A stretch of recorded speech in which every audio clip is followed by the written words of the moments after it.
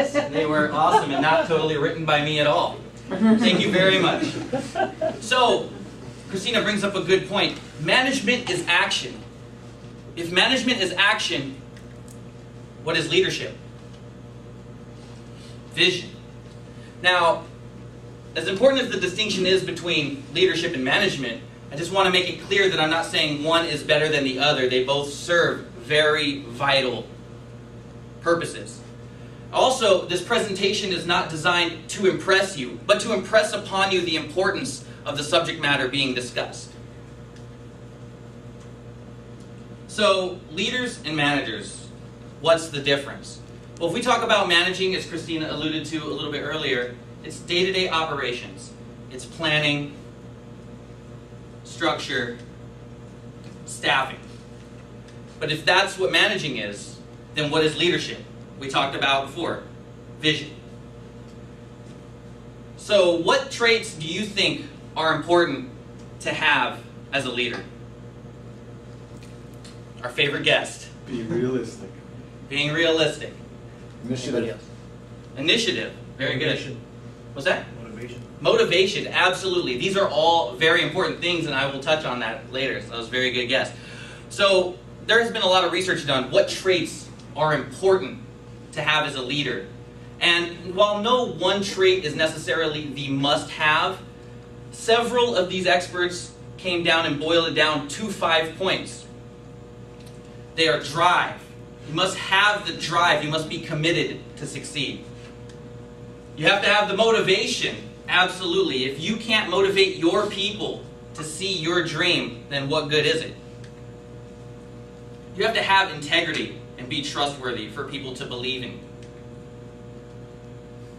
You have to have self-confidence, because as a leader, a lot of times, you're going to be out on a ledge where nobody else can see the goal, only you, and you have to have the strength to punch through.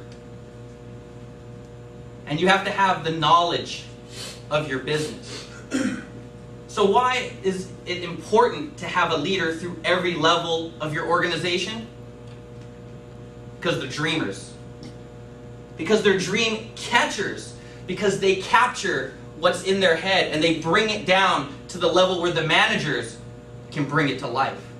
Steve Jobs is the most famous example of this of our time. He was a visionary. Not the most cuddly manager. People didn't like him. He was a little abrasive, they said, but he had a vision and he could make people see that vision. He saw things nobody else saw.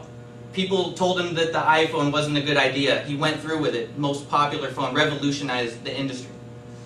So it's important to have dreamers throughout your organization, because what happens if you lose that one visionary? You lose your company. They also change the process, or they challenge the process. Having leaders throughout the organization, they'll challenge the status quo. They're not afraid to question the way things are done. So Henry Ford is another example of this. There was a status quo. This is the way we build things. This is the way we design things. But he thought there must be a better way. And he found it and created the assembly line, what we now know as the assembly line used by many major organizations. Sometimes being a leader feels like exhilaration and excitement. But when you're that exhilarated, when you can get to those levels, not everybody can follow you there. And so it creates loneliness sometimes, misunderstanding. Having leaders throughout your organization gives other leaders somebody like-minded to bounce ideas off of. To be able to empathize with them, maybe when they're having a situation that nobody else can understand. They open your eyes to a world of possibilities. Isaac, specifically, I don't know. So, it's very important to have them. We're just picking on him today. It's very important to have them throughout the organization as well. Because if you don't do that, then what's the alternative? Many companies found out, in particular Amazon.com, they revolutionized many industries, because while many companies were thinking, how can we get people into our store? They were thinking, how can we get our store to the people? I want to share a quick story with you, and it's about the Wright brothers. Now, when the Wright brothers invented flight, they weren't the only ones trying. This story is about the difference between commitment and passion and interest. When you're interested in something, you only do it when you have to, when it's convenient because they told you to. But when you're committed, you can think of nothing else. That's all you want to do. The Wright brothers were passionate about flying. They had nothing. They just had an idea and the heart. They were going up against Samuel Langley, Dr. Samuel Langley, of the Smithsonian Institute, who had government grants. He had the resources. The news was following his every advancement. But to him, it was a job. He did it 9 to 5, and then he went home. And he thought of other things and did other things. The Wright brothers got up when it was first light, and they flew. They trial and error all the way until there was no more light. Then they went home and thought, how can we make this better? How can we improve on what we've done? And they were the ones who came to it first. His staff, they were all paid.